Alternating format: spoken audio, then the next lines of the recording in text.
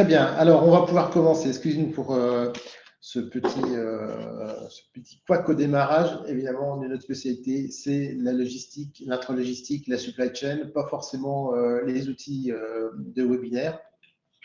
Il faut dire qu'aujourd'hui, vous êtes pas loin de 200, vous êtes inscrits sur notre webinaire. J'espère que tout le monde va pouvoir réussir à se connecter. Vous êtes issus de la grande distribution, vous êtes issus du monde pharmaceutique, vous êtes issus de la distribution spécialisée, vous êtes des prestataires logistiques. J'en oublie évidemment, en tout cas, vous êtes très nombreux à vous intéresser à ce sujet donc, de l'optimisation donc, de nos entrepôts en allant chercher donc, de la hauteur. Alors, je vous propose un ordre du jour pour ceux qui ont déjà suivi ce webinaire est assez classique, une présentation de Silco Consulting, la mise un peu en perspective et le contexte qui nous amène à parler donc de ces notions de raisonnement donc en hauteur et en mètre cube. On va faire un point évidemment sur les technologies qui sont aujourd'hui disponibles. Alors attention, hein, petit drapeau, nous sommes cabinet de conseil indépendant vis-à-vis des fournisseurs. Vous allez voir des visuels. Vous allez peut-être voir certaines marques affichées sur ces visuels. Il n'y a pas de placement de produits. On est là vraiment pour parler technologie et pas fournisseur ou intégrateur. On parlera un peu donc de la manière dont on fait les choix et par rapport aux risques que l'on peut prendre derrière. Et puis évidemment, place aux questions. Vous avez un outil donc, qui vous permet donc, de poser des questions. On y répond autant que possible à la fin donc, du webinaire. Si on n'a pas le temps d'y répondre, on reviendra vers vous pour répondre à vos questions. Donc, n'hésitez pas à utiliser cet outil pour les poser. Profitez également de l'outil parce que vous avez peut-être des sujets que vous aimeriez voir abordés lors de nos webinaires 2026. Donc, n'hésitez pas à utiliser pour correctement, enfin pour ramener de l'information pour nous et nous aider donc à programmer des sujets intéressants pour l'année prochaine. Nous sommes Silco Consulting, on fait du conseil en logistique et supply chain, très spécialisé sur l'activité intralogistique. L'entreprise existe depuis 1981, elle a été créée à Milan, en Italie. Nous sommes présents sur le marché français depuis 2021. Et donc, nous avons donc une filiale qui est en cours de démarrage sur Barcelone, en Espagne. Nous avons notre compteur plus de 600 clients, 2400 projets, à peu près 3 millions d'euros de chiffre d'affaires et une trentaine de consultants, essentiellement en Italie, mais bien sûr aussi en France. Et le petit logo qui vous montre qu'on a reçu cette année le trophée du meilleur cabinet de conseil par l'Agora Supply Chain, et donc c'est quelque chose dont nous sommes très fiers.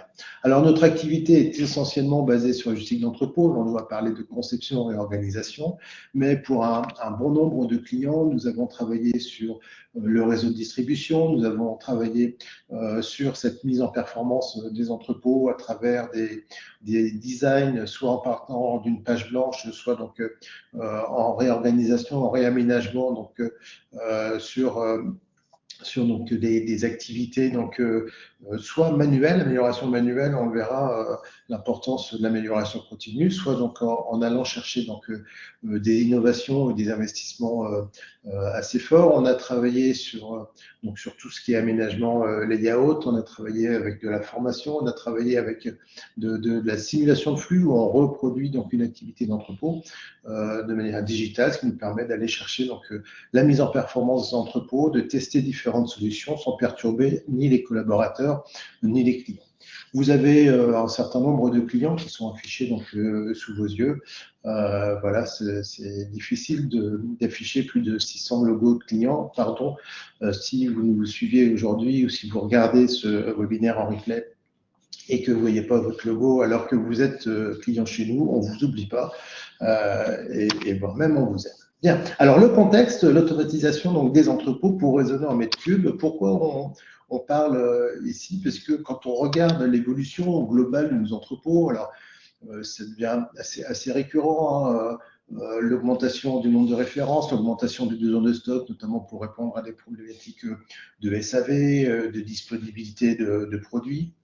l'évolution des normes, c'est cette loi ZAN, la zéro artificialisation nette, qui va venir nous interpeller ici, notamment la traçabilité, le temps réel, le multicanal, les exigences. Donc tout ça fait que nos entrepôts doivent répondre, doivent être flexibles, doivent répondre aux besoins et aux attentes de nos clients. Et donc à un moment donné, on doit pouvoir stocker un maximum de choses, mais garder de l'agilité, de la flexibilité pour pouvoir servir, assumer des pics de, de consommation, donc des pics de vente. Et on a besoin, à un moment donné, d'optimiser, d'aller chercher notre stock. Et des fois, on met le stock tout en haut et c'est difficile à aller chercher. Et donc, on n'est pas forcément à jour donc, dans notre portefeuille de commandes. Et donc, l'idée, c'est d'aller voir comment finalement on peut aller trouver cet équilibre. Hein. C'est toujours un équilibre entre le flux et le stock quand on parle de mise en performance des entreprises. Et on va le faire en fonction d'un usage, on verra, hein, puisque un entrepôt, en fonction, soit plutôt côté production, plutôt côté client final, on va traiter de la matière première, traiter du conditionnement, on va traiter plutôt des grosses quantités, des gros volumes, des gestions de l'eau, des numéros de série. Et donc, on va forcément se poser la bonne question sur finalement quel est le rôle de mon entrepôt dans mon organisation, dans mon schéma directeur global, avant d'aller imaginer une solution quelle qu'elle soit. Un petit point aujourd'hui qui émane donc d'une étude Flash Logistique donc sur le premier et le troisième trimestre 2025, donc relativement récent par Cushman et Wakefield. Et donc on voit ici très clairement que c'est sur les lignes en jaune et c'est plutôt la carte de gauche avec le petit pourcentage qui est en rouge. On a aujourd'hui un nombre, une capacité finalement critique avec un seuil de tension qui est à 5%, donc toute la partie du quart sud-ouest de la France, y compris la région Auvergne-Rhône-Alpes, pardon, est aujourd'hui sous tension en termes de mètres carrés, et puis on y est proche sur la région parisienne. Et donc ça veut dire qu'aujourd'hui, on n'a plus beaucoup finalement de surface disponible, on ne peut plus vraiment s'étendre, on a des contraintes quand on veut aller à travers les PLU et autres, quand on veut étendre un site. Et donc, on va réfléchir plutôt que dire je construis une extension, je vais chercher un nouveau terrain, etc. On va réfléchir plutôt à exploiter donc, la hauteur de nos bâtiments. Et c'est bien ce qui nous incite à faire ce titre de webinaire pour générer et pour exploiter du mètre cube plus que du mètre carré. Je vous disais tout à l'heure, un entrepôt va d'abord définir finalement le besoin, donc entre l'entrepôt d'usine, l'entrepôt régional, local, jusqu'à finalement donc une notion de plateforme de distribution très locale, voire de la vente au comptoir. On va avoir différentes catégories de produits, MP, matières premières, AC, articles de conditionnement, c'est tout ce qui est carton, emballage, film, étiquette. Les produits semi-finis qui sont soit en vrac et on va les conditionner, soit ils attendent le dernier moment pour en faire des produits finis parce qu'on va mettre une étiquette qui correspond à la législation, à la langue d'un pays donné, et puis donc la partie produits finis. Et donc l'impact, toujours cette double approche donc, entre le stock et le flux pour nous permettre derrière d'aller imaginer ce dont on a besoin. Forcément, quand on raisonne mètre cube, on va se dire qu'il faut densifier quelque part. Or, la densification ne s'applique pas à tous les produits, puisque quand on va commencer à gérer des lots relativement faibles ou des quantités ou un nombre de références très fort, on va avoir du mal à aller cumuler les palettes les unes derrière les autres pour les densifier, pour les ranger. Et donc, on va voir qu'on a des outils qui s'adaptent mieux que d'autres pour ce genre d'activité. Mais pour le coup, on a donc aussi finalement des ratios à respecter, une capacité globale de stockage qui va peut-être être limitée. Voilà, donc le stock, le flux, on va commencer aussi à parler donc de notions de volume, puisqu'on ne va pas traiter les petits colis comme on va traiter les gros volumes. Et donc, on va parler de colis, on va parler de bacs. Et on va parler de palettes. Et puis, on pourra parler également de hors-gabarit, puisque par définition, hors-gabarit, on va dire où ça va être difficile à automatiser, mais on a une certaine catégorie de hors-gabarit notamment les longueurs. Alors, pas quand on parle de convoyage ou de transport, hein, mais bien quand on parle de stockage. Il y a une catégorie, donc la partie longueur, sur laquelle donc, on va avoir une technologie disponible pour aller optimiser à la fois donc, la partie manutention et la partie stockage.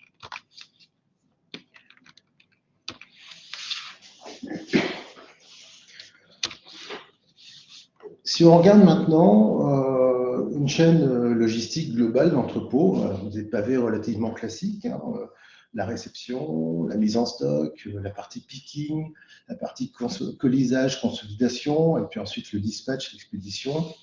On a mis une petite flèche blanche en hauteur qui signifie, ben oui, là, mise en stock, oui, on peut aller assez haut. Picking, ben, pourquoi pas, puisque mise en stock et picking vont toujours être relativement imbriqués quand même dans un entrepôt, hein, puisqu'on est vraiment sur une ligne avec des emplacements cédants, des emplacements prenants. Et donc, ben, si on va avoir, on aura des conséquences sur l'organisation picking en fonction donc de la manière finalement dont on est en stock, avec tout un tas de verbatim qu'on ne va pas avoir le temps d'approcher ici dans notre heure de webinaire. Cette notion de goods sous personne, hein, donc c'est la philosophie de préparation, ou donc c'est la marchandise qui vient à la personne. Quand on est en général automatisé, c'est la marchandise qui vient à l'opérateur et plus l'opérateur qui va chercher la marchandise. Alors, on va rentrer un petit peu plus dans le détail, mais on n'abordera pas en tout cas cette notion de goods sous personne, tout comme on n'abordera pas cette notion d'aménagement, d'optimisation des postes de travail, du nombre de commandes qu'on est capable de réaliser en simultané sur des vagues de préparation, des choses comme ça, puisqu'on va vraiment plutôt focaliser cette partie mètre cube, on va plutôt l'associer donc à l'activité de stockage. Mais évidemment, d'autres webinaires peuvent être consacrés à ces éléments. Et puis, on peut répondre aussi à vos questions pendant et après le webinaire. On ne va pas aborder non plus la notion de robotisation, puisqu'aujourd'hui, ben, si on automatise notre stockage et qu'on automatise notre picking, ben, le goulet d'étranglement devient l'opérateur ou le nombre d'opérateurs qui vont être au bout donc, de ces installations.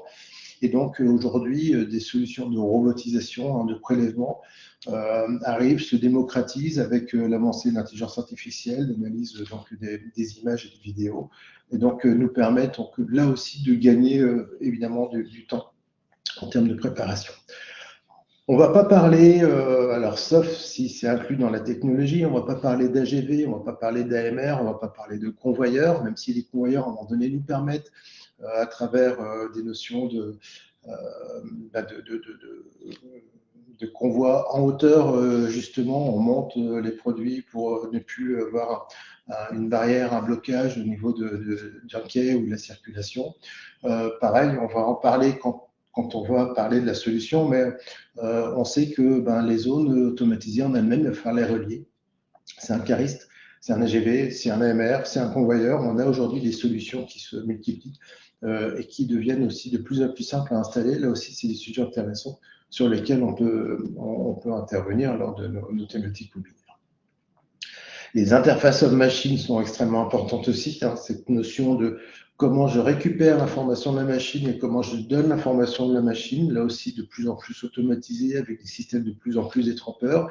Il nous restera toujours le facteur humain qui fait qu'on ne sera pas à 100% donc de 100% de taux de qualité, où on sera rarement, ou vraiment il va falloir multiplier les détrompeurs, mais on n'est jamais à l'abri qu'il y ait une personne qui prenne un produit et puis qui malheureusement le mette dans le mauvais colis, quand bien même toutes les lumières, toutes les alarmes du monde se seront mises en route.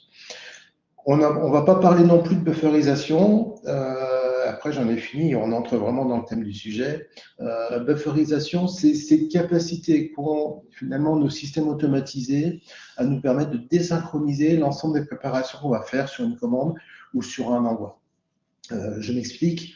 On prépare des petits colis, on prépare des volumes sur des palettes. À la fin, tout doit partir sur la même palette pour partir chez le client. Plutôt que donc on a toujours des temps de préparation qui sont relativement distincts. La préparation palette qui va prendre énormément de temps énormément d'espace sur un quai. Nous, on veut raisonner mètre cube justement.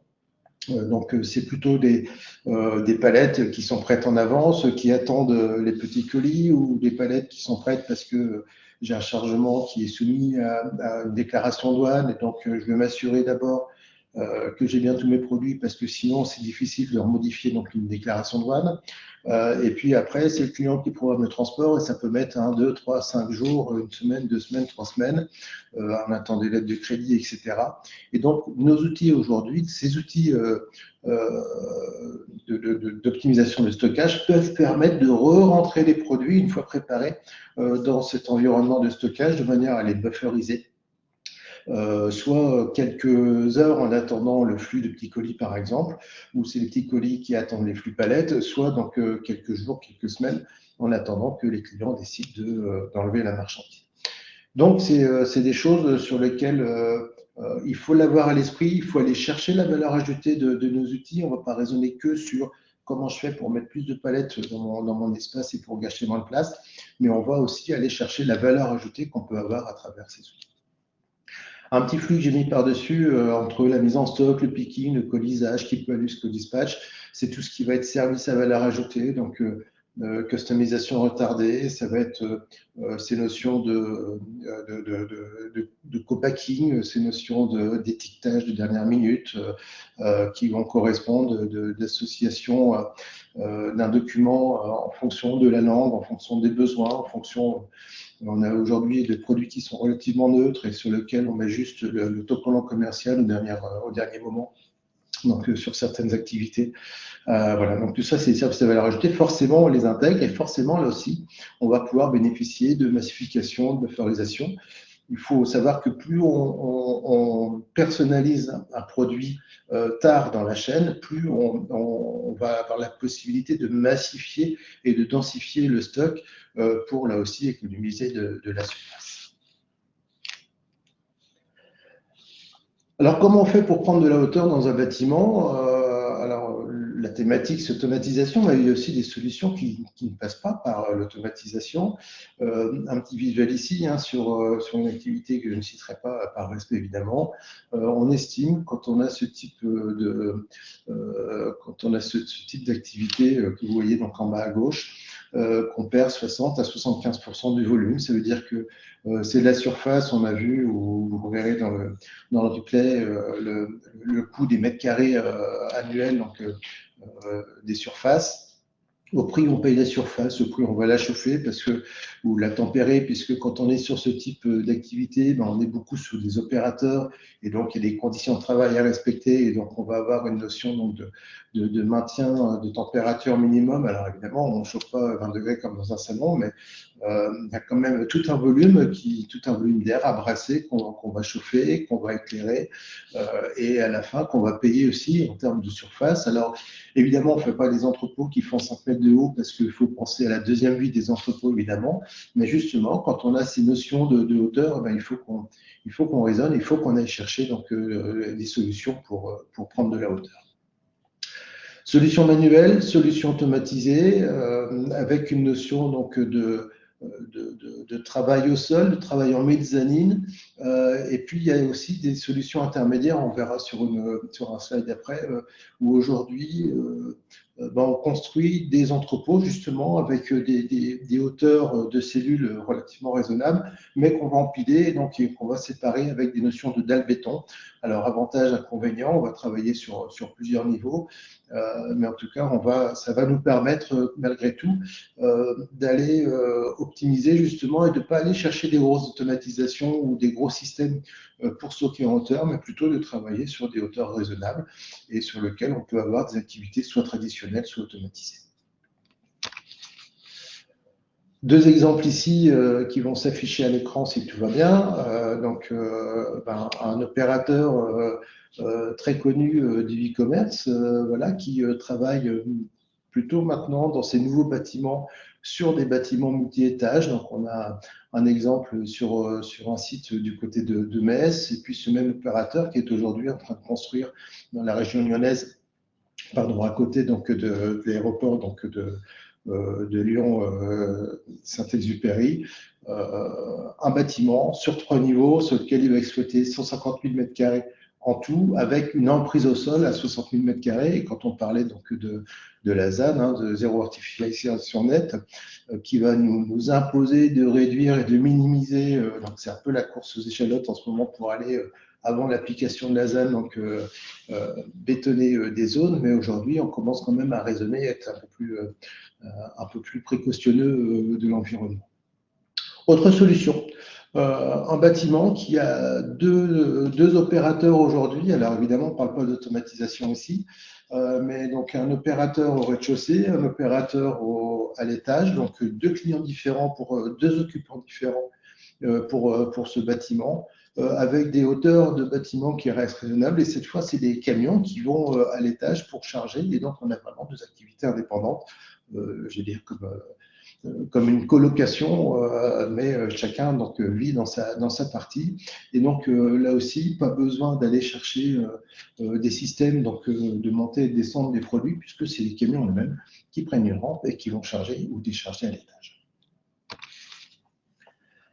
Rentrons un peu dans le vif du sujet, et donc on va avoir cette notion de catégorisation, pardon, j'en parlais tout à l'heure, donc petit volume, gros volume, hors gabarit, donc on va bien distinguer ça, et je vous propose de découper en quatre technologies. Alors c'est des dénominations soit courantes, soit qu'on peut utiliser nous. Donc il y a les notions de grue, les cranes en anglais, qui vont nous intéresser sur les petits volumes et sur les gros volumes. Il y a les notions donc d'armoire, hein, qu'on appelle les carousels. Alors on les appelle historiquement les carousels parce qu'on avait un système donc, de rotation de plateaux, donc soit en vertical, c'est ce qui nous intéresse, soit en horizontal également, mais qui sont remplacés aujourd'hui, qui sont plus des systèmes donc avec une petite grue à l'intérieur qui va venir présenter un plateau, mais on les appelle encore donc des carousels verticaux, hein, donc on applique beaucoup sur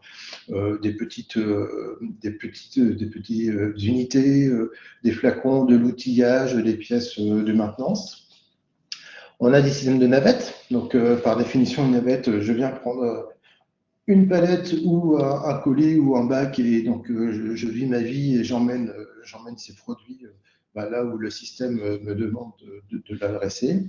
Et puis donc les systèmes cubiques, où là on est vraiment sur la densification.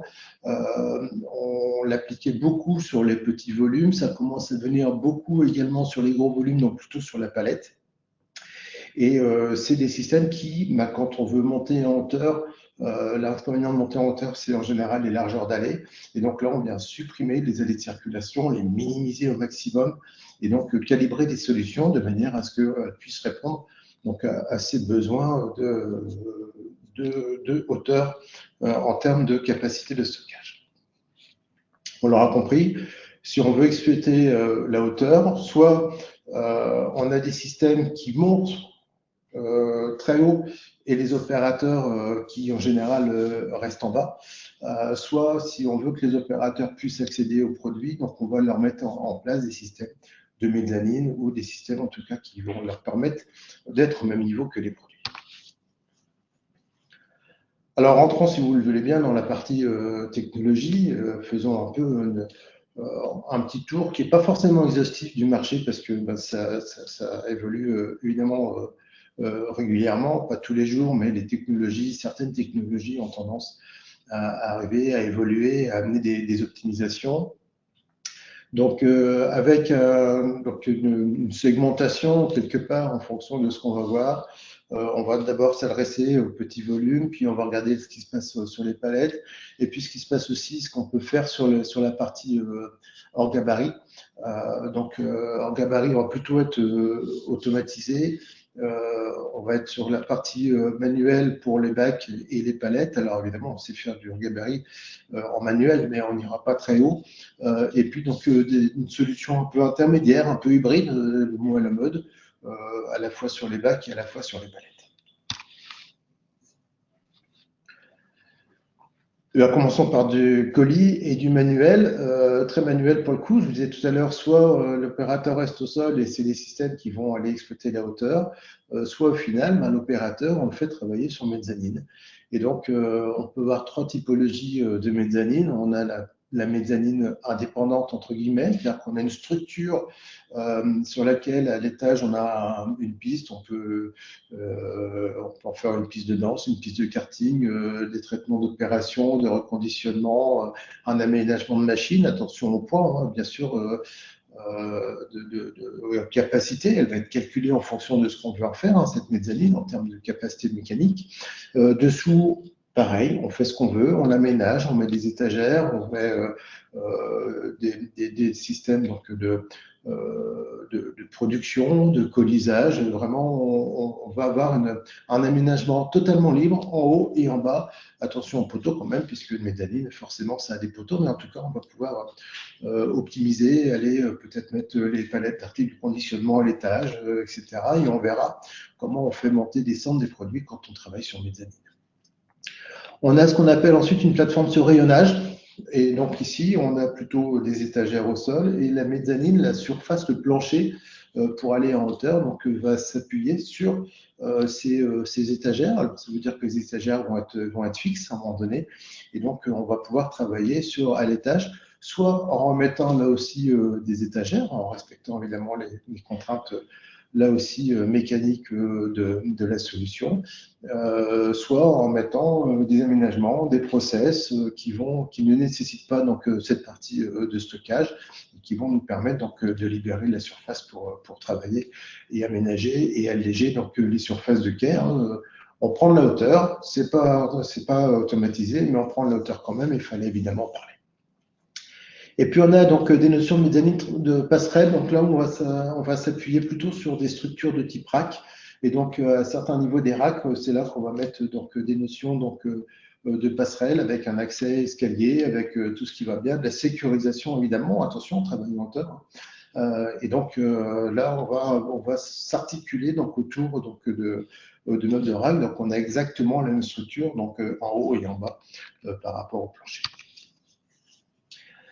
La question étant, comment est-ce qu'on fait pour monter, descendre des produits quand on est sur mezzanine? Alors, quand on est sur mezzanine, on le verra tout à l'heure, on peut avoir un système, donc ce qu'on appelle d'étagère mobile, hein, qu'on rencontre en général au sol. Et donc, on va forcément avoir des produits à descendre et à monter.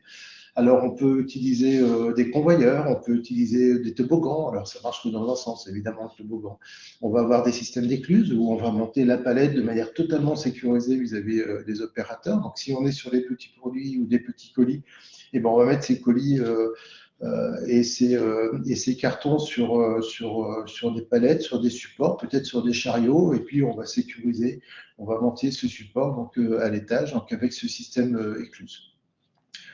Pour optimiser de la place, on peut avoir un système hélicoïdal et puis on verra qu'il y a certaines technologies qui nous permettent d'avoir des systèmes de rampe, voilà, de toboggan. Là, on va être associé plutôt à des systèmes automatisés, évidemment, qui vont aller gérer, empiler des bacs dans des structures de stockage.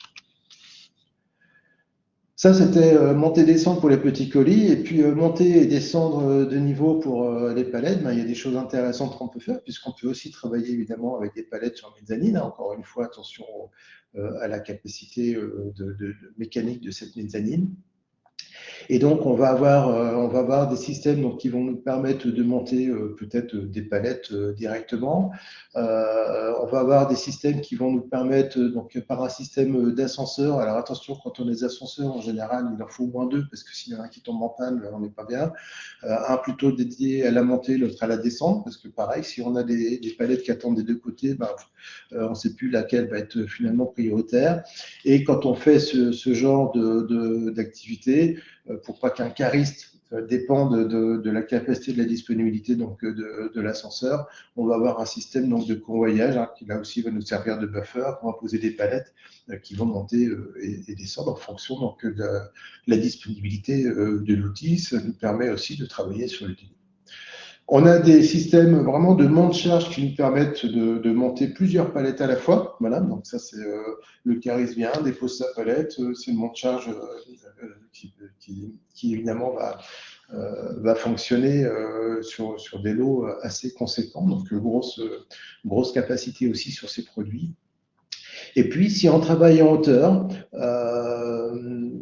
on peut imaginer avoir de la préparation des colis qui arrivent à une palettisation, ce qu'on appelle en cheminée, c'est-à-dire qu'on va avoir à l'étage, on va commencer à constituer une palette, donc à hauteur d'homme de l'opérateur, hein, de manière à ce qu'il prenne ses colis au bout d'un convoyeur qui pose ses palettes, là aussi à hauteur d'homme, sans avoir à se baisser, sans avoir à se lever.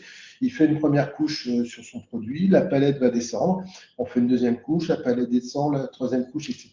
Et quand on arrive à l'issue, au dernier colis de la palette, et ben la palette va descendre directement au rez-de-chaussée. Ça veut dire qu'on n'a pas à préparer une palette en hauteur, à la filmer, etc. Et ensuite à la récupérer à travers une écluse ou un ascenseur pour la descendre. C'est au fur et à mesure qu'on constitue la palette que la palette donc, arrive au rez-de-chaussée. Et donc, c'est donc la palettisation par cheminée. Je vois qu'il n'y a pas le visuel dans le document ici, mais on le mettra à jour pour vous adresser le support de présentation en temps voulu. Si on reste maintenant focus sur les solutions donc colis, vous avez ici 3 types de technologies qui apparaissent, sur lesquelles on a évalué des critères de hauteur. Est-ce qu'on monte très haut, pas très haut par rapport à cette technologie, par rapport à des flux, voilà, quelle est la capacité de flux par rapport à des outils, et ensuite à la densification finalement de stock qu'on va pouvoir réaliser grâce à ces technologies. Alors, ça reste des évaluations, ça reste évidemment adaptable en fonction de la situation de chacun. Et donc, encore une fois, ça reste une estimation, mais qui n'est pas à prendre évidemment à la lettre, puisque deux clients, deux catégories de produits ne se ressemblent évidemment pas. L'étagère mobile que vous voyez donc côté gauche de ce visuel, où donc on a un système de stockage des produits, c'est donc des tortues, hein, des robots qui viennent chercher les étagères par-dessous, qui viennent la présenter à un opérateur avec une file d'attente, ce qui fait que l'opérateur va prélever ses produits, les mettre en préparation, donc colis, commande, et puis ensuite vont les redispatcher toujours par commande. Et le temps qu'il fasse donc cette opération, le robot aura ramené l'étagère sur laquelle il vient de prélever et aura déposé l'étagère suivante. Et donc on complète les commandes au fur et à mesure. Alors, on l'a mis ici, vous êtes en train de vous dire, mais les étagères, maximum, elles font 2 mètres de haut, parce que sinon, il faut embaucher des basketteurs. Comment est-ce qu'on fait là ici pour exploiter la hauteur? Eh bien, ces étagères, en fait, ce sont des solutions qui ne sont pas excessivement lourdes et qu'on peut imaginer mettre sur mezzanine, avec donc un système évidemment de convoyage de communication entre les différents niveaux.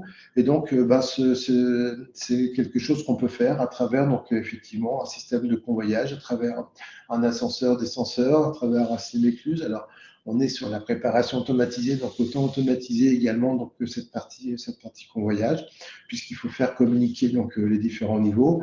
La crainte, à un moment donné, c'est qu'on ait des préparations qui concernent plusieurs niveaux de mezzanine, et donc on est à consolider à un moment donné. Donc soit on a des bacs et des produits donc, qui font le tour, on commence par le dernier étage, et puis l'avant-dernier, etc. Petit à petit, ils arrivent au rez-de-chaussée, et donc ils sont configurés comme ça. Soit on a donc un système donc, de chantage qui nous permet de dire, bah non, là ici dans mon bac, je prends que des produits qui vont au niveau 1, donc j'emmène qu'au niveau 1, et puis ensuite j'emmène à la partie colisage point de ligne.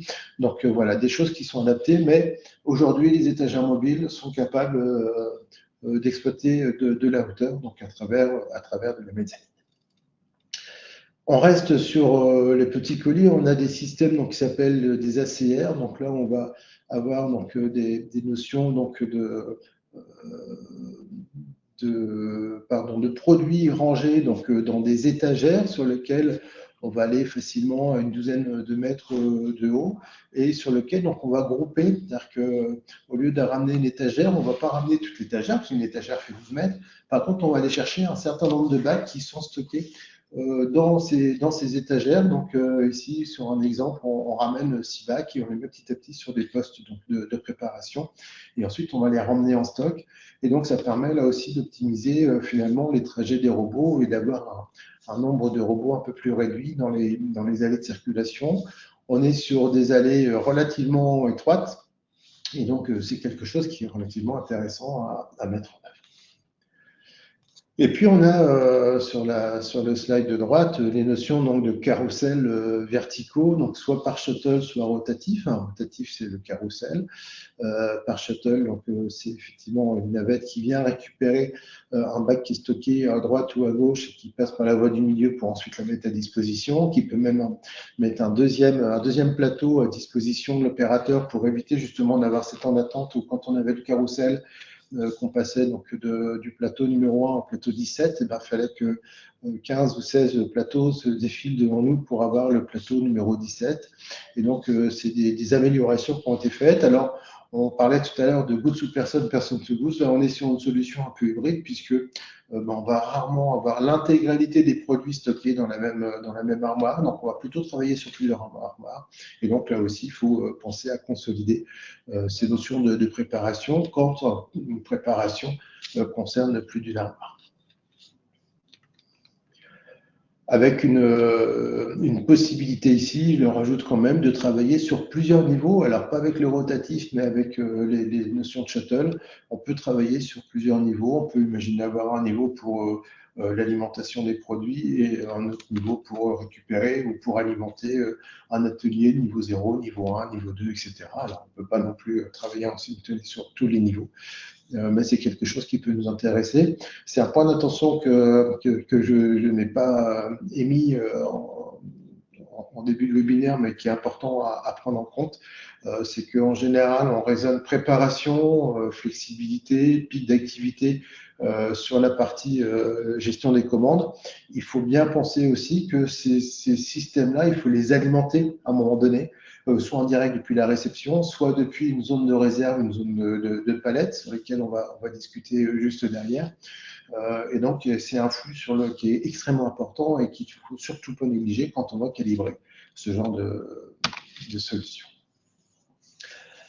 Si on continue à exploiter, voilà, si on continue à exploiter donc les notions donc d'automatisation pour aller en hauteur dans des entrepôts et qu'on reste sur la partie colis, on a donc les fameux mini-loads, voilà, qui sont des transstockers, ce sont des grues qui traversent donc toute une étendue de stock et qui vont aller chercher des bacs, les ramener donc sur cette grue par 1, par 2, par 3, par 4, qui vont les stocker sur plusieurs profondeurs et qui vont nous permettre, donc avec aussi des notions de satellite pour aller optimiser la profondeur du stockage, qui vont nous permettre d'aller maximiser une hauteur, puisque là ici on va monter facilement à 18, voire à 25 mètres. Aujourd'hui, c'est sensiblement le maximum qu'on puisse avoir.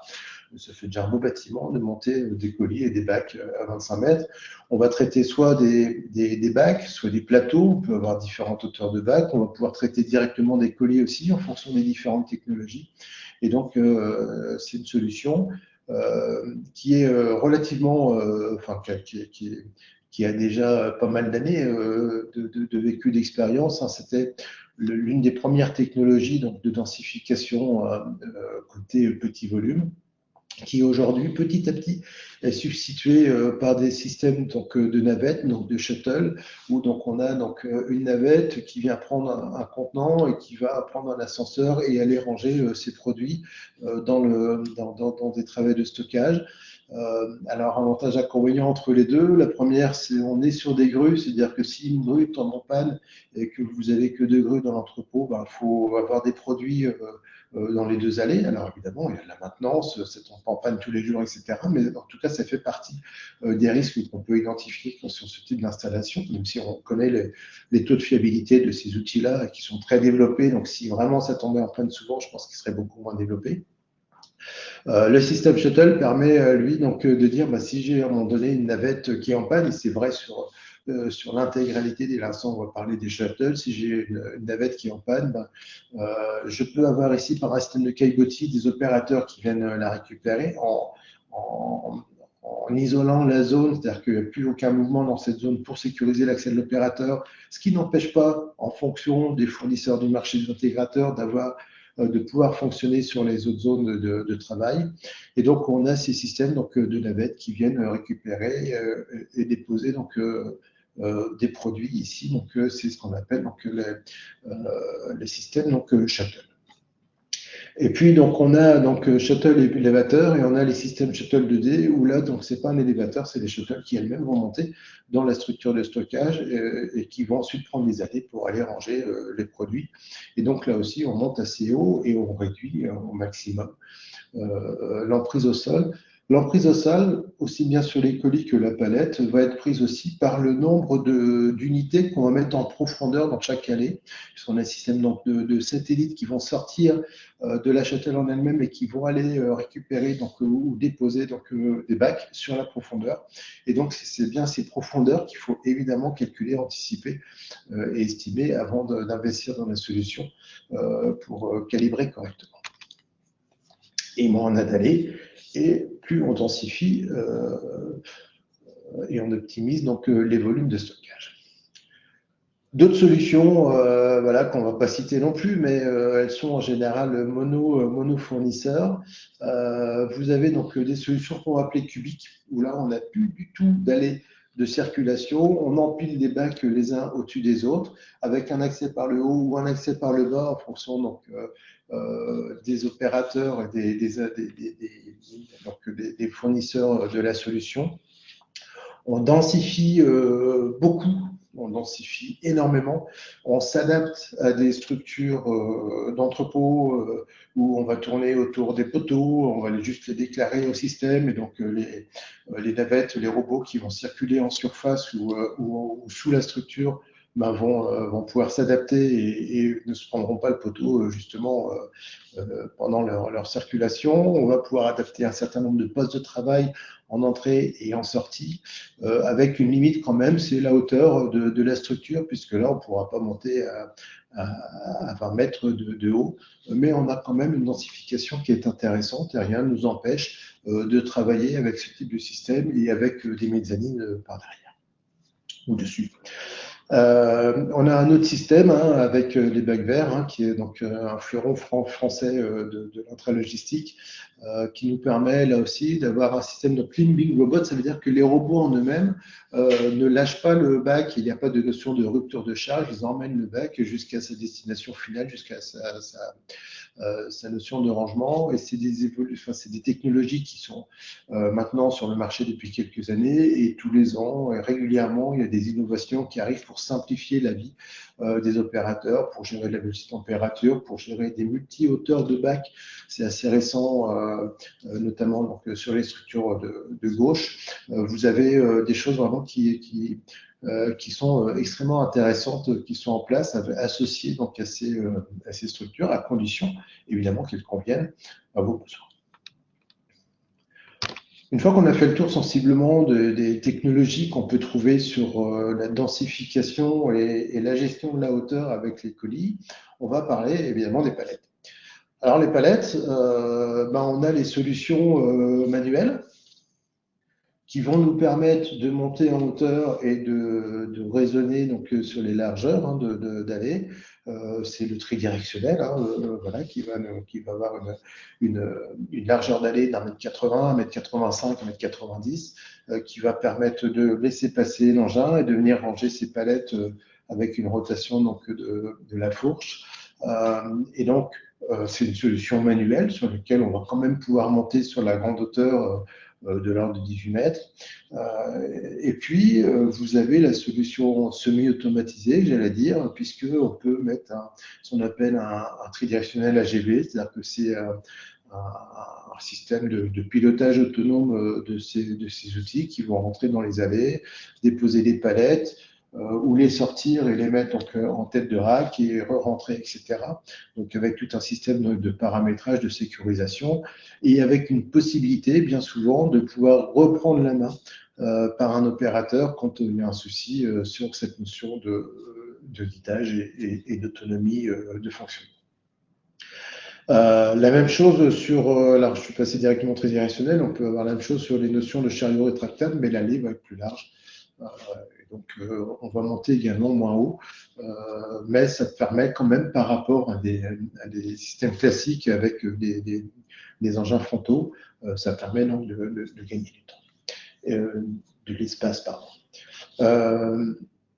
Et puis, on a une solution de rack dynamique, pardon, de rack accumulation. Alors, rack dynamique font partie, mais on va pas en parler ici, mais de rack accumulation où historiquement, quand on a tout un couloir, on est obligé d'avoir la même référence, le même numéro de lot parce qu'on va empiler 4, 5, 6 profondeurs au fond. Puis ensuite, on va revenir petit à petit, on va remplir notre structure. Ici, on a un système donc, de navette, de shuttle, donc, qui va, lui, emmener la palette tout au fond, c'est-à-dire que le charisme ne rentre plus dans la structure, donc on a moins de risque d'incident, d'accident, de casse. Et donc la navette en elle-même va pouvoir soit ranger la palette au fond, soit ramener la palette devant et la mettre à disposition d'un cariste. On peut faire de la bufferisation ici avec ces outils-là. On peut venir donc, cumuler pas mal de choses. On peut avoir des accès des deux côtés de la structure de manière à pouvoir peut-être gérer deux références ou deux lots différents dans une travée. Si on a 10 de profondeur, on peut avoir 5, 5, 6, 4, 7, 3. C'est le système qui va gérer le besoin en fonction de l'actualité du moment et des besoins de stockage.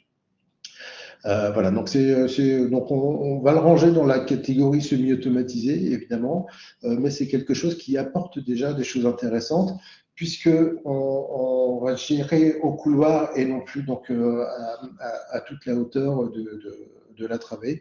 Et donc, c'est quelque chose qui va nous permettre là aussi d'aller densifier, d'aller exploiter de la hauteur. Je pense notamment sur les quais. Hein. La grande difficulté aujourd'hui, c'est nos quais sont trop petits. On n'a pas suffisamment de place pour circuler, pour entreposer de la marchandise, etc. Alors, on peut imaginer d'avoir des couloirs qui sont dédiés à des commandes, à des camions, à des conteneurs, et d'aller pas forcément exploiter une hauteur de 15 mètres, mais au moins de pouvoir exploiter sur quelques hauteurs cette surface pour pouvoir alléger et redonner de la surface et des capacités de circulation et de travaux donc, sur les quais. Alors, le slide suivant arrive. Quand on parle d'automatisation palette, qui ne connaît pas le transstocker? Le transstocker, comme le mini-load, c'est une grue centrale qui va aller récupérer des palettes, donc en général sur un convoyeur, pour aller les déposer dans sa structure de stockage, sur une profondeur, sur deux profondeurs, et quand on met une shuttle, on peut aller sur beaucoup plus de profondeur derrière. Donc c'est toujours cette grue qui va alimenter le shuttle. Donc attention, hein, on est dépendant du TRS, du taux de fonctionnement et de bon fonctionnement de cette grue. Donc là, on voit que on a très très peu d'allées ou de surface au sol dédiées à la circulation et donc de la grue. Et là, on va vraiment maximiser. Là aussi, hein, c'est des choses qu'il faut anticiper, qu'il faut aborder. Combien est-ce que je peux, au vu de mon image de stock, de mon besoin de ma récurrence, cumuler de palettes? L'idée étant, alors quand on est sur la simple profondeur, on accède à toutes les palettes en même temps, mais on n'a plus d'allées de circulation.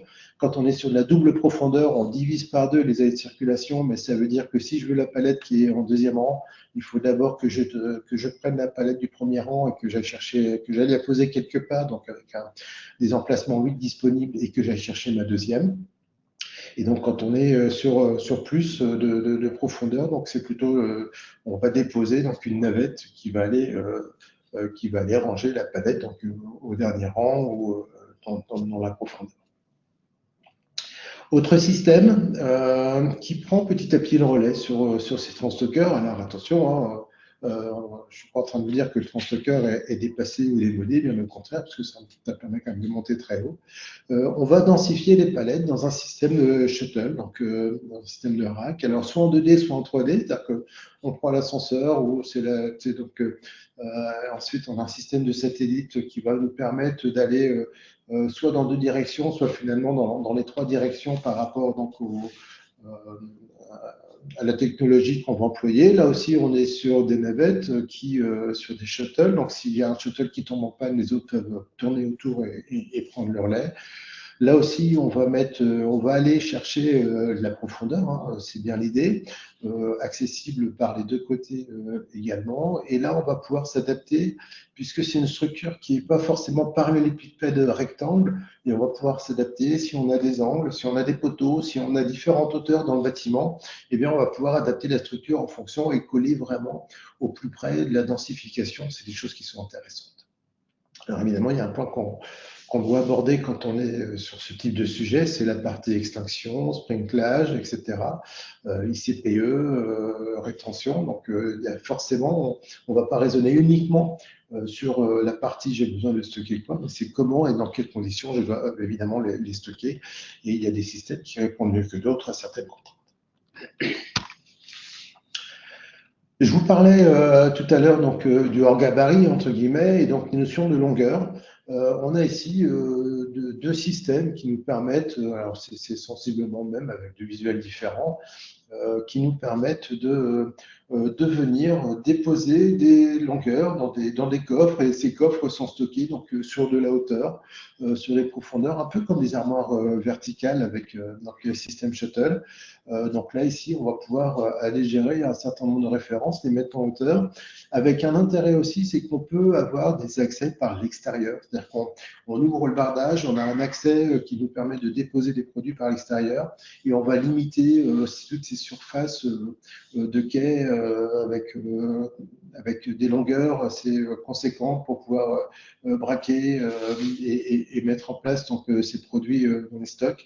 Donc on va gagner énormément de place et de surface en exploitant donc la hauteur. Et là aussi, la hauteur va dépendre des fournisseurs, de vos produits, des poids, de l'encombrement, du nombre de références que vous allez avoir, de la multiréférence que vous pouvez avoir dans différents bacs, etc. Donc ça, c'est des choses qui sont relativement aussi intéressantes. Alors, je vois il est bientôt l'heure, hein, mais on a fait sensiblement, alors c'est toujours frustrant hein, de ne pas détailler plus les solutions qu'on évoque ensemble, mais ça permet déjà d'avoir un aperçu. N'hésitez pas à poser des questions ou si vous voulez qu'on creuse un point spécifiquement, c'est avec plaisir qu'on le fera. Maintenant, comment est-ce qu'on choisit la bonne solution? En fait, on est toujours sur cette notion de coût, CAPEX, OPEX. Comment je monte en hauteur, ça me coûte cher, mais à un moment donné, je réduis aussi des OPEX. Pourquoi? Parce que comme je vais chercher la partie automatisation, je vais être moins dépendant des ressources humaines et je vais pouvoir aller peut-être optimiser et gagner évidemment ma surface en mètres carrés. Alors, si on parle d'un projet où on part de zéro et on va comparer est-ce qu'il vaut mieux s'étaler, est-ce qu'il vaut mieux monter en hauteur, soit on part sur un périmètre donné avec une notion de PLU, etc. Et donc on va voir comment est-ce qu'on peut aller optimiser aussi cette hauteur. Mais il faut procéder auparavant à une bonne étude de faisabilité. Je vais passer rapidement sur le sujet, mais c'est important de bien le comprendre. Il faut être bien préparé, il faut avoir les bons arguments, il faut bien tout vérifier, parce que quand on investit dans un système automatisé, eh ben, le risque, c'est que finalement, je me suis planté dans une dimension, dans un besoin, dans une référence, et mon système, je peux rien mettre dedans, ou pas grand-chose. Et on en voit des fois chez certains clients. Donc, attention, bien préparer et garantir finalement que l'investissement, il est bien fondé par rapport à nos besoins et qui potentiellement, il peut être évolutif aussi par rapport à ce que l'entreprise va faire dans les années qui viennent.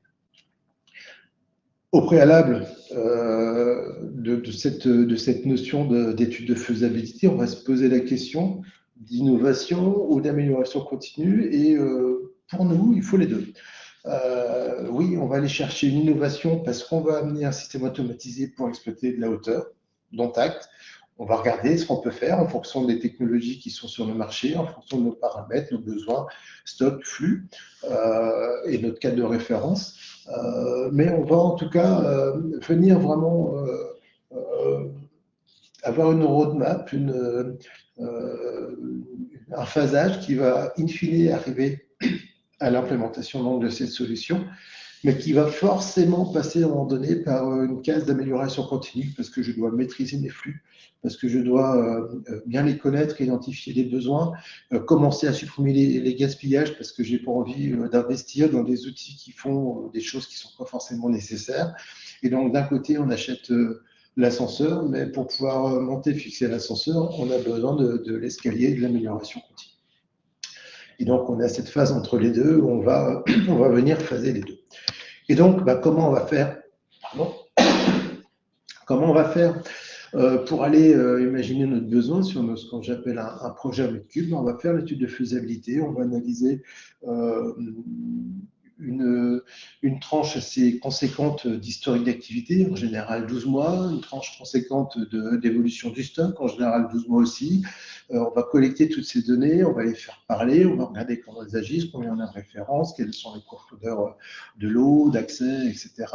Et donc, on va pouvoir aller fonctionner et estimer notre besoin et faire évoluer ce besoin en fonction de la stratégie qui aura été définie par l'entreprise. Je veux aller plutôt sur le e-commerce, je veux continuer sur la palette complète, je vais développer une nouvelle gamme d'activités, je vais passer de la chaussure à la botte, donc c'est plus le même colis, donc comment je fais et est-ce que mon système va être capable de prendre en charge demain mes nouveaux produits. Sur la base de ces besoins, et on va les croiser avec les technologies disponibles et on va identifier 2, 3 scénarios qui vont nous paraître les plus pertinents, qui seront en phase compatibles donc entre eux. Et derrière, on va les comparer en termes de coûts, CAPEX, OPEX, combien ça me coûte au départ et combien ça me coûte tous les ans en termes de maintenance de logiciels, parce qu'il y a forcément des systèmes d'information qu'on doit connecter avec des ERP, des WMS.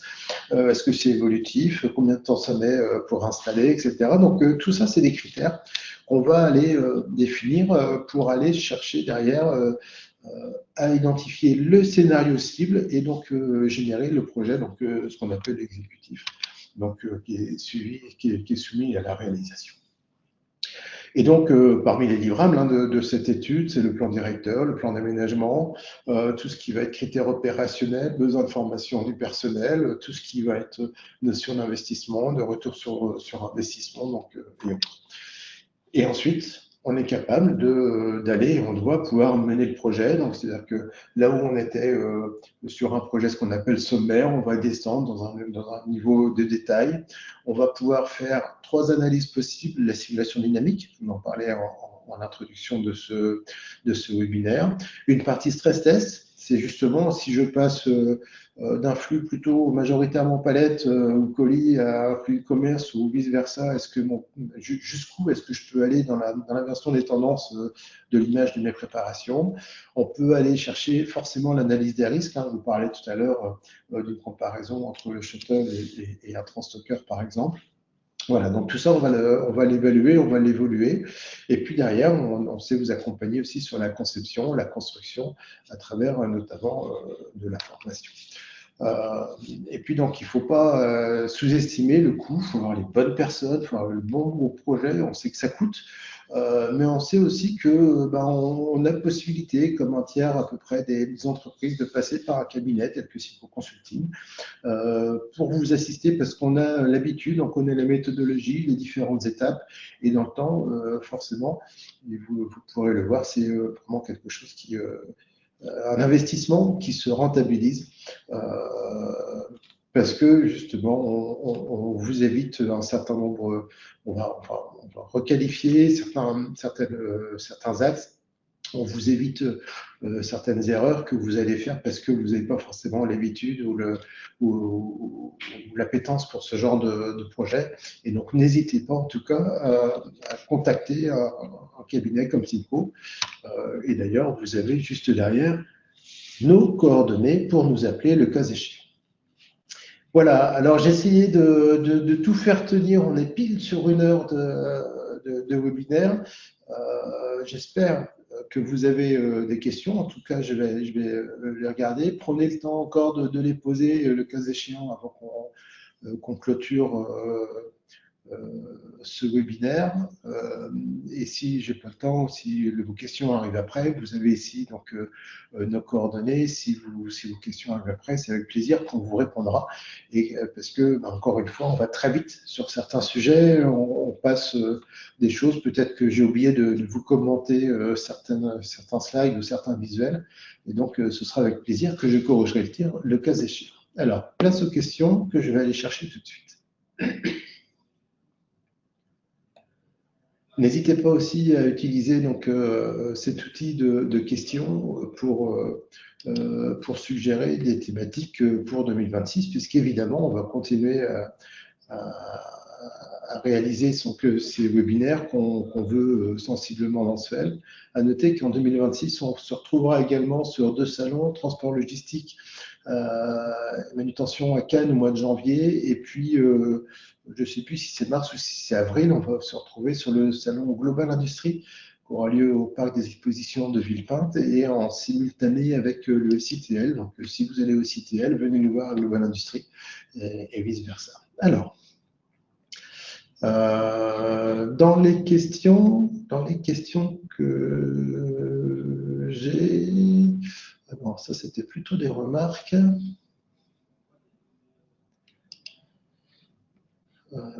Où sont mes questions? Décidément, aujourd'hui, on a des petits soucis avec l'outil. Les questions sont cachées.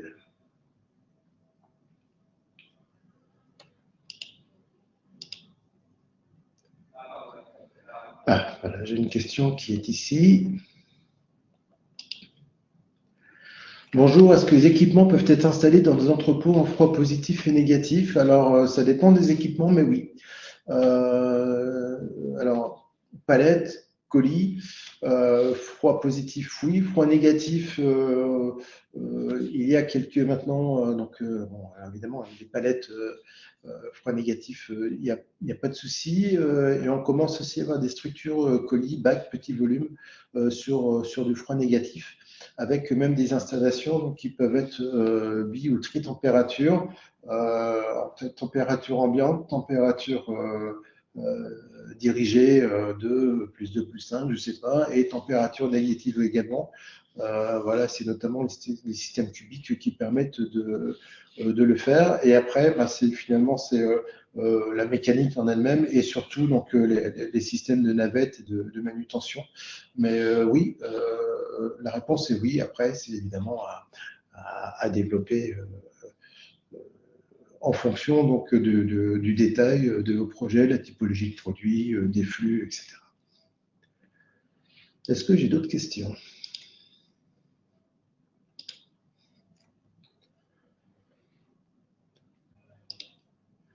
Alors, j'ai une question. Pourquoi la solution Shuttle Palette est-elle moins bien notée que la solution TK sur la hauteur? Parce on va monter un peu moins haut. Le TK va nous permettre à un moment donné d'avoir des structures avec ce qu'on appelle des bardages auto-supportés. C'est-à-dire qu'on monte d'abord les racks et puis ensuite on monte les bardages autour et on peut monter jusqu'à 35 mètres. Aujourd'hui, cette notion de shuttle palette monte un peu moins haut. Et donc, voilà, c'est pour ça qu'on l'a un peu moins bien noté sur la hauteur. Alors, attention, hein, je vais bien dire en introduction que ça reste, ça reste une vision globale, une notation, une appréciation, plus qu'une notation, une appréciation globale, mais qui mérite d'être là aussi affinée en fonction de la typologie des produits et des contraintes qu'on peut retrouver. Alors, est-ce qu'on a d'autres questions?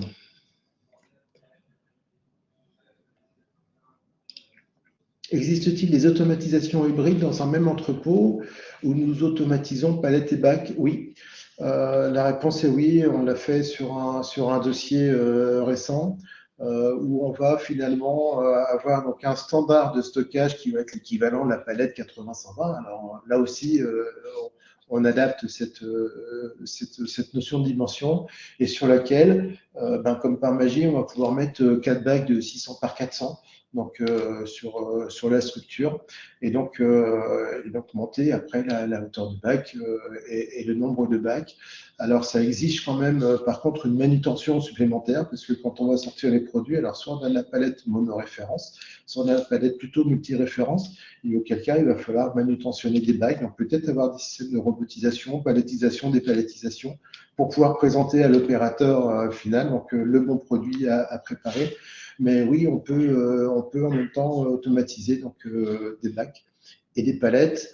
Et je veux dire, ça permet du reste d'avoir peut-être même des fois des capacités en termes pondérales supérieures pour les bacs par rapport aux palettes. Alors, les questions affluent, j'espère que j'en oublie pas au passage. Les bâtiments autoportants silos peuvent aller jusqu'à 45 ou 46 mètres de haut et ces ouvrages avec la technologie de navette type 2D existent. Quelques réalisations en Europe. Ben voilà, merci pour la précision d'un des fournisseurs de technologie et notamment, vous l'aurez compris, de navette D2. Ce n'était pas une question, c'était une réponse à ma question, à la question qui a été posée. Alors, j'ai une question. Comment le picking est-il géré avec ce type d'automatisation? Alors, quand on automatise le stockage, on va forcément passer par des notions, voilà, forcément. Quand on va automatiser le stockage des bacs, on va en général donc dans le process goods to person, c'est-à-dire qu'on va sortir par un système de convoyeur, par des postes de travail, on va sortir la référence ou les références successives qui sont concernées pour différentes commandes. On va passer donc par des notions de vagues de préparation. Quand on est sur l'automatisation palette, on a des structures comme ces structures shuttle qui peuvent nous permettre d'avoir donc des positions de picking en bas donc de la structure shuttle, donc de présenter une palette pour prélever dessus et pour pouvoir ensuite la remettre en stock. Alors attention, un point que je n'ai pas évoqué justement dans ces contraintes d'automatisation, c'est qu'on va vérifier le gabarit, il ne faut pas qu'il y ait de film, etc., qui dépasse de la palette. Donc, quand on met une palette au picking ou qu'on la remonte, il faut qu'elle soit encore intègre, évidemment. Donc, on va pouvoir soit présenter, si on a peu, j'allais dire, de références picking, on va présenter cette palette-là. Soit on va avoir un système pareil, alors de convoyeur, d'AGV, etc., où on va prendre la palette, on va prendre le relais de la structure de stockage et on va aller la présenter donc sur des postes de prélèvement et de dépose palette. Soit c'est une palette où notre structure de stockage va juste servir d'emplacement, on dit réserve ou sur stock, hein, selon le langage que vous employez. Et donc, cette palette, on va l'emmener plutôt dans la zone de préparation picking ou de stockage picking, automatisé ou manuel. Et donc, on va soit dispatcher totalement la palette, soit la remettre ensuite en stock. Et ça fait partie des flux, justement, qui sont intégrés dans une étude de faisabilité. C'est je rentre de la palette qui vient de l'extérieur de la réception, j'expédie de la palette qui va vers la zone de préparation ou vers un client final. Mais j'ai aussi ces systèmes qu'on appelle ReaPro, hein, évidemment, que ce soit en manuel ou en automatisé, où je vais sortir ma palette ReaPro et je ne vais pas forcément réapprovisionner un picking entier. Alors, on ne peut pas faire de picking au niveau 0 quand on est sur des palettes automatisées, des systèmes automatisés. Donc, c'est bien là qu'il faut bien étudier l'implantation et qu'est-ce qu'on fait, parce qu'en général, on aime bien faire du picking au niveau 0 et les réserves au-dessus. Ici, on ne fait pas de picking niveau 0, donc il faut là aussi adapter sa préparation en fonction des contraintes, du nombre de palettes, la typologie de produits, des pickings, est-ce que je les remonte, est-ce que je les laisse en picking fixe, picking flottant. Voilà, donc tout ça, c'est évidemment, il n'y a pas de réponse générique, mais c'est plutôt des études à faire au cas par cas. Alors, en fait, les questions affluent au fur et à mesure. Je ne sais pas auxquelles je réponds au fur et à mesure ou pas, mais on va y arriver. Peut-on garder du coup les racks traditionnels? Alors, j'ai tendance à vous dire oui, sous réserve d'une analyse assez fine. Rack traditionnel, quand on va passer plutôt en système AGV sur du tridirectionnel ou sur du rétract. On va dire que les possibilités, le champ de possibles s'élargit avec le temps sur le fait de pouvoir conserver vos propres racks aujourd'hui. Et en fonction des fournisseurs de matériel de manutention, parce qu'ils ne sont pas tous d'accord avec ce point. Alors, j'ai quoi comme question? Alors là, j'ai juste des équipements, donc ça devait compléter une question avant, j'imagine. Le système de gestion des équipes peut-il être connecté à un WMS? Des équipements. Oui, bien sûr. En fait, on a dans un WMS, donc il a un système de pilotage, donc qui est en général l'ERP, hein, et ensuite il a un système opérant, ou en l'occurrence plusieurs systèmes opérants, c'est-à-dire qu'il va soit transmettre des missions à des opérateurs, je veux dire, traditionnels sur leur PDA, leur scan, etc., ou sur des tablettes des engins, soit des centres d'émission, un système qu'on appelle un WCS, Warehouse Control System, donc qui va lui faire l'intermédiaire et transmettre ses missions donc, au système automatisé pour aller générer donc, les missions de mouvement, de déplacement de produits en rangement ou en sortie. Allez, on continue. Vous êtes un peu moins nombreux à être connectés, mais j'ai pas fini de faire le tour des questions.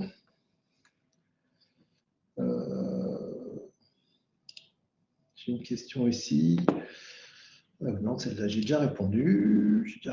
Est-ce que j'ai échappé à des questions ici?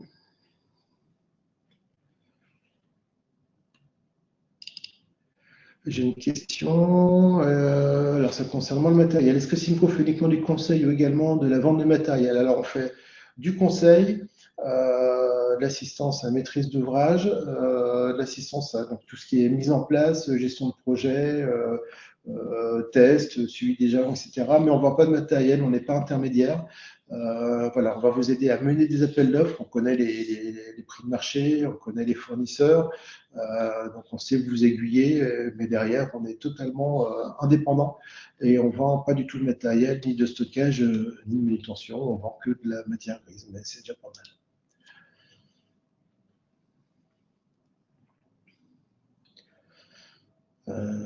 Voilà, et donc on a une question sur c'est quoi les dimensions mini et maxi des bacs. Alors, la taille standard des bacs, on est plutôt sur du 600-400, un quart de palette finalement. On peut monter sur du 600-800 en termes de bac. Alors attention derrière à ce qu'on met dedans, contrainte de poids. Et après, on peut avoir plusieurs hauteurs de bac qui vont en général de 10 mm jusqu'à 400. Voilà. En général, c'est la taille maxi des bacs qu'on va pouvoir gérer. On reste quand même dans des multiples de 600-400 de manière à pouvoir optimiser les manutentions et pouvoir prendre à la fois des bacs 600-400 et à la fois des bacs 600 par 800. Après, ça peut être des bacs ou des colis qui sont déposés sur des plateaux également qui peuvent avoir la taille d'une palette 800 par 1200.